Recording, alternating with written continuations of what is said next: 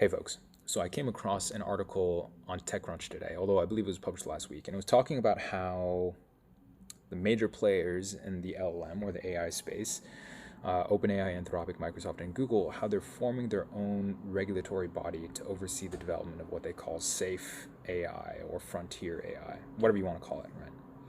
And I'm gonna be very, very upfront about this. I think it's total bullshit. And I really like to think about it from two different perspectives. The first is a technical perspective, and the second is a non-technical one. Now, from the technical side, today LLMs are synonymous with AI. That's just the way it is.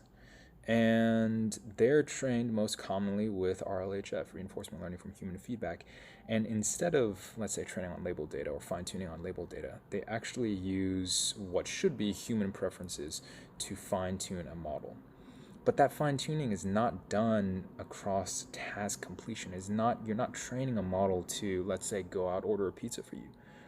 This model is trained to complete text.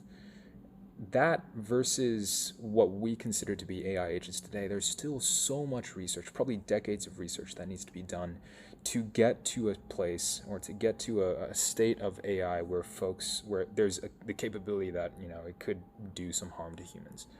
There's absolutely no way that an AI agent today built with LLMs can do anything beyond, let's say, standing up a web server or installing CUDA for you on your computer, simply because it was not trained to do that. The reinforcement learning, the RL and RLHF is not reinforcement learning in the real world.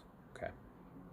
Now, the second perspective that I want to talk about is that innovations are always made, well, markets dictate that safe and performant innovations win out.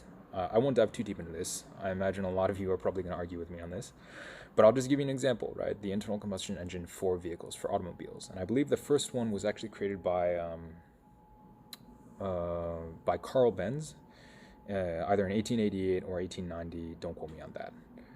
But it was a terrible, terrible engine by today's standards. It was a two-stroke single-cylinder engine.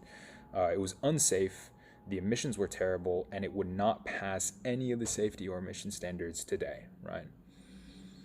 But as time progressed, as the decades rolled on, internal combustion engines, and especially internal combustion engines for automobiles, got better and better and better, up to the point where they have great mileage today.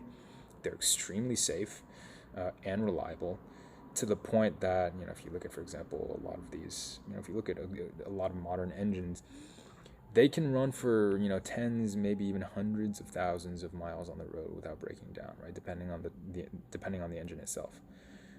And, the same is going to go for AI as well.